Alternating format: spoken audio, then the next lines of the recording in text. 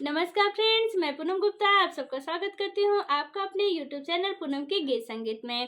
Friends, आज मैं बहुत ही प्यारा सा शादी ब्याह में गाया जाने वाला हंसी मजाक में गाया जाने वाला गीत गाने जा रही हूँ। अगर आपको हमारा यह प्रयास अच्छा लगे, हमारा यह गीत आपको अच्छा लगे तो आप हमारे चैनल को सब्सक्राइब करें, लाइक करें और कमेंट में हमारा ये गीत कैसा लगा ज़रूर बताएं।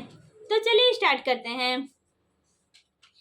ए जे नदिया किनारेवा बोलेला जोनरी, नौआ खेवेला मलहवा देखेला जोनरी।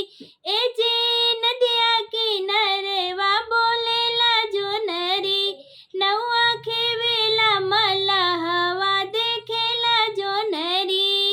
ए जे सासू जी के बोलिया कैसन लागेला, ए जे सासू जी के बोलिया कैसन लागेला, जैसे मगही मरीचिया तीतल लागेला, जैसे मगही मरीचिया तीतल लागेला।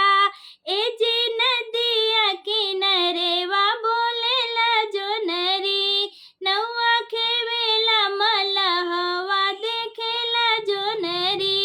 ए जे जेठनी के बोलिया कैसन लागेला, ए जे जेठनी के बोलिया कैसन लागेला, जैसे फूटही थरियवा खनक लागेला, जैसे फूटही थरियवा खनक लागेला।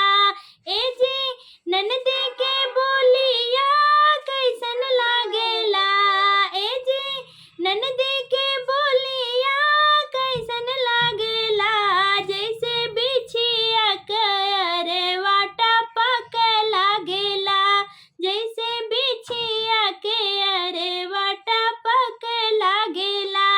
ए जे देवरा के बोलिया कैसन लागेला, जे देवरा के बोलिया कैसन लागेला,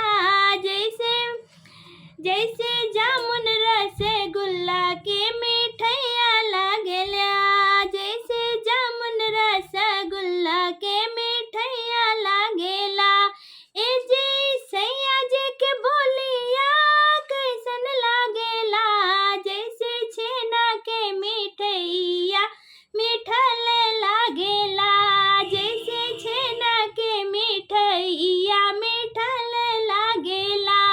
ए जे नदिया किनारेवा बोलेला जोनरी, नौआ खेवेला मलहवा देखेला जोनरी।